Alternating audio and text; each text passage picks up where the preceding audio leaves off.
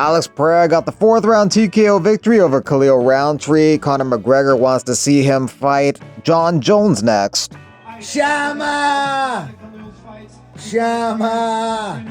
Great fight. Great. Absolutely tremendous bout. Well, boom. You're still right in front of him. Boom. Boom. Boom.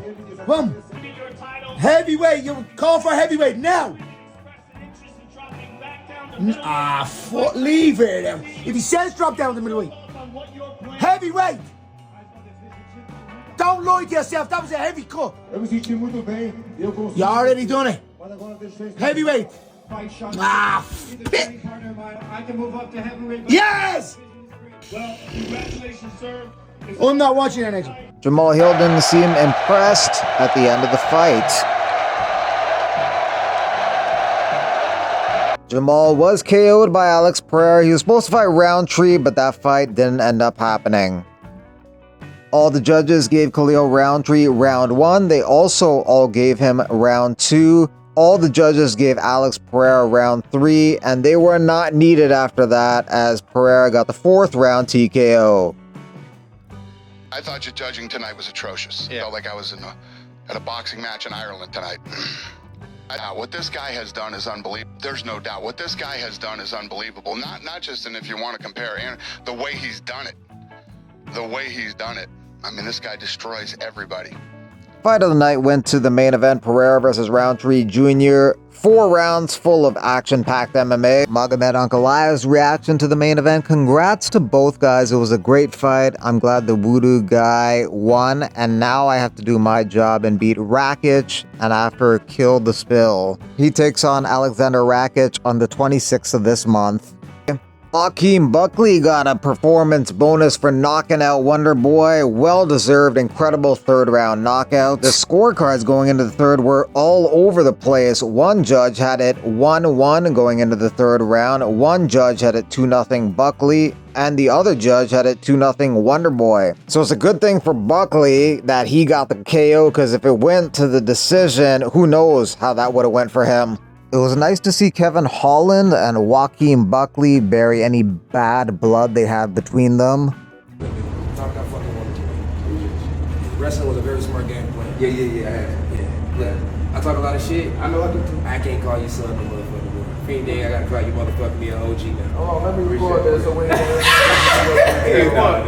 I'm dead fucking serious. I'm dead serious. No, go ahead, I officially can't call Buckley son no more. If anything, I gotta call this man an OG. He's a veteran of the sport, and he's showing everybody how you supposed to be a real mixed martial artist. Good shit. Appreciate that, Kevin. Good shit, man. Good shit. No problem. Good job. Can't knock anybody when they do it. Kevin Holland knocked out Buckley in 2020, but Buckley has surpassed him in the welterweight rankings. Currently, he's number 11 and Kevin Holland is number 15, but on Tuesday, Buckley will be number 9 after his knockout victory over Stephen Thompson. With Juliana Pena getting the belt back, you got a couple champions from Chicago, Bilal and Juliana Pena. So Bilal is asking when the UFC is coming back to Chicago. Dana kind of answered that in the post-fight press conference. In other places? Well, you know that's what I do, right? I mean, that's what I do. We're talking now, we're going to start hitting some of these places that we haven't hit in a while, pre-COVID. We're looking at like Seattle right now. We're looking at going back to Chicago and some of these other places like that. So that'll be coming up in 25. Ryan Spann also got a performance bonus for his 1st round submission victory over OSP. Aside from one person who had it as a draw, all the media scores had Pena versus Pennington for Pennington at 48-47. One of the judges also scored it 48-47 for Pennington, but 2 gave it 48-47 for Pena, which allowed her to get the victory and get her belt back. And then you have this unique position where you have possible 2 big fights in front of you. Obviously, you called for the Amanda Nunes fight, which you said could be the biggest fight in just MMA history, I think, is what you said. But then they showed Kayla Harrison. She was watching back here. They showed a split screen with you and her. She stood up making the bell motion.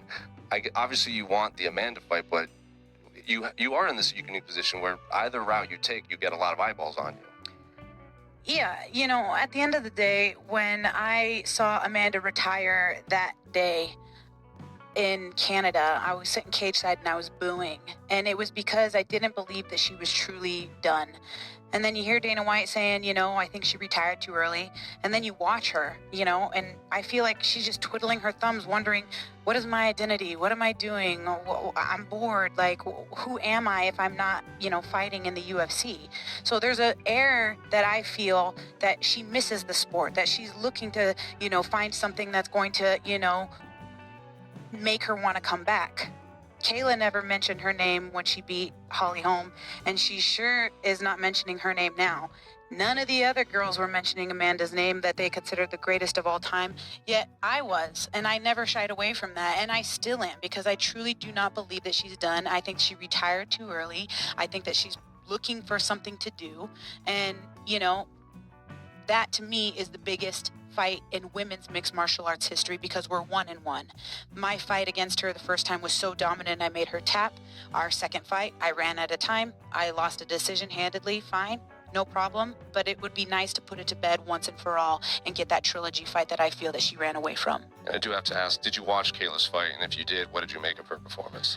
I was, to be honest, I'll tell you, I was warming up and focusing on my own fight. But with that being said, I had my coaches there watching the fight and kind of giving me the 411 on what was going down.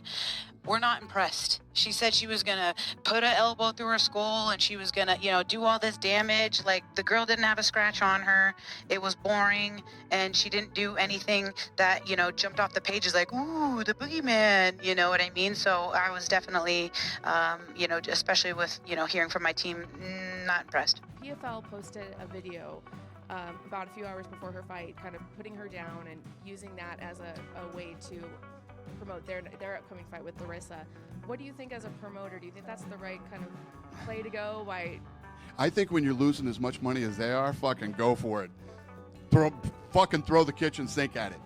These guys, this guy just came out recently and said, you know, we're going to spend more money than they did on the Sphere. Well, that sounds fucking brilliant. How many tickets you going to sell? Yeah, they're not very bright. So if I were them, I would do what, listen, it's all fair. Knock yourself out.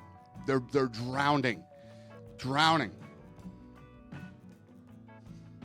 They suck. I mean, they're not good at what they do. So I guess you would just keep trying anything you can to make something stick. All good. So I see your knuckles, man. You've been training. You've been hitting some pads. Oh, do they look busted? Oh, Jesus Christ! No, that's from Khalil. Oh, okay. Yeah. I didn't even see that.